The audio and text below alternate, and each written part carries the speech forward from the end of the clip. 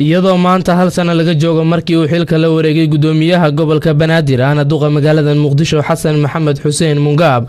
ayaa waxaa lagu eedeynayaa in maamulka gobolka uusan fulin ballanqaadyo uu Mungaab sameeyay markii uu xilka la wareegayay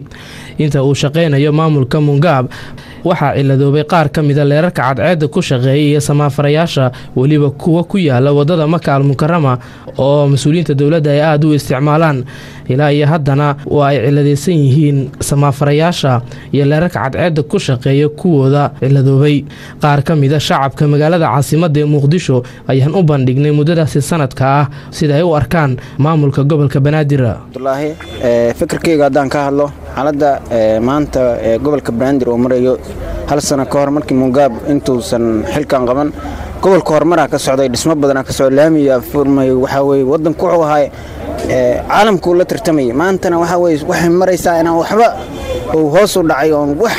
dhul xaaqayo iyo waxa samaha fulan la mudayo iyo laami la dhisay toona horumar uusan ka jirin Mungaab tartan ay ku kala duwan yihiin waa tartan wax badan oo qabanay laakiin Mungaab waxay u egtahay inuu wax uu qabtay aysan muuqan maanta أنا واحد ملايين هالقضب إنه قبتي قضب كاسوة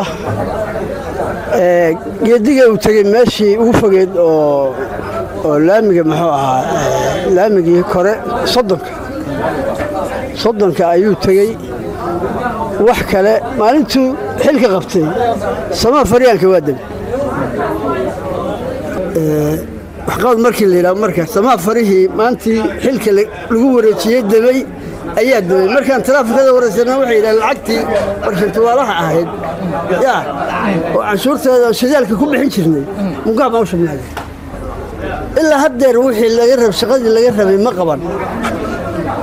عشورت درسين تكمل يعني واحد درسين توحي كين الأمن كين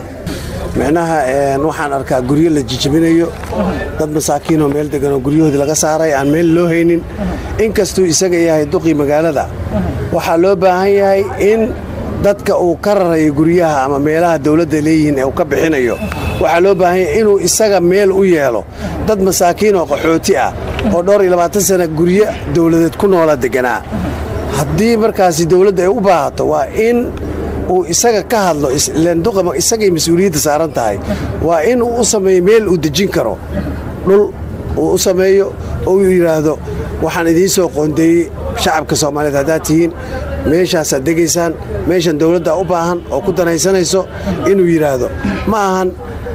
nidaamka hadda jira inuu wax ka bedelo ayaan aad iyo aad u jeclaan lahaa arrinkaasi waxa weeye waxaan ka leeyahay runtii markii runta laga hadlo ee aan cidna la xaqirin ninka la dhigi jiray Tarsan ayaa hawshaasi waday isagoo hawshii nus oo ah ayuu isaga la qabsaday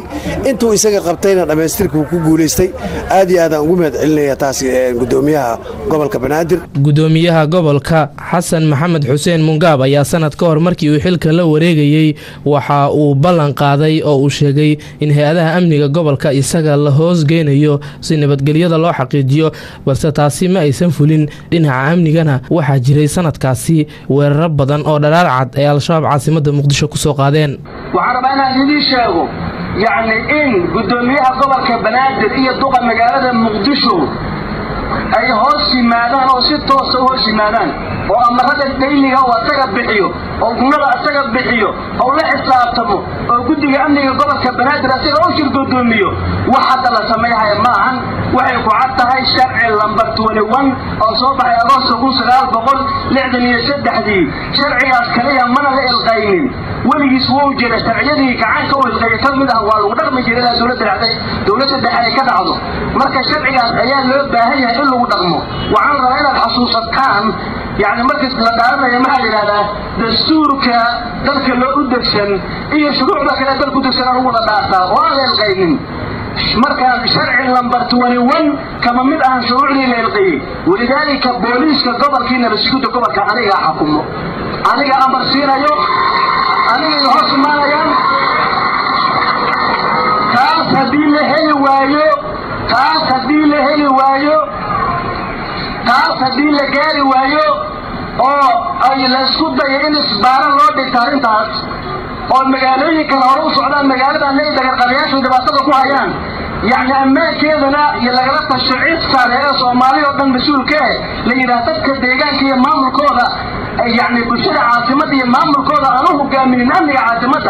نبت جليب من لجاري كرايو بكي هشة على شكرا. waxaa aad loo hadal hayaa in maamulka gobolka Banaadir sanadkii la soo dhaafay uu hogaaminayay gudoomiyaha Mungaab ay ka gaabiyeen arrimaha bulshada waxaana tusaale u ah dhinaca nadaafadda iyada oo qashin fara badan lagu arkayo wadooyinka muhiimka ah ee caasimadda Muqdisho.